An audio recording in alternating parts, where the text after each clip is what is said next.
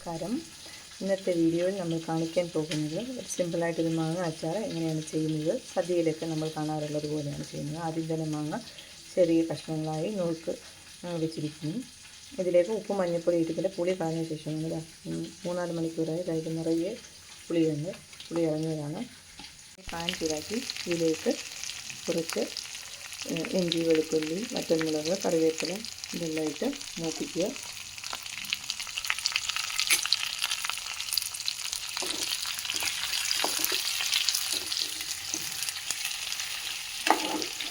ഇനി നമ്മളിതിലേക്ക് കുറച്ച് കടുക് കൂടി ആഡ് ചെയ്യും. കടുക്, ഉലുവപ്പൊടി, കായപ്പൊടി, മുളക് പൊടി, മഞ്ഞൾപ്പൊടി ആദ്യം കട്ട് ചെയ്ത മാങ്ങയിൽ ചേർത്തിട്ടുണ്ട്. എങ്കിലും കുറച്ചൊരു നുള്ള് ഇതിൽ നമുക്ക് ചേർക്കാം.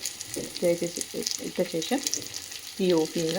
ആറിക്കഴിയുമ്പോൾ ഉള്ള വീഡിയോ കാണിക്കാം.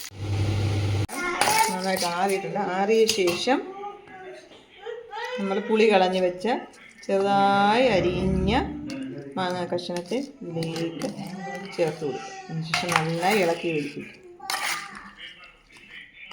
ഉപ്പ് നോക്കിയ ശേഷം വേണമെങ്കിൽ വീണ്ടും ആഡ് ചെയ്ത് കൊടുക്കാവുന്നതാണ്. Thanks for watching.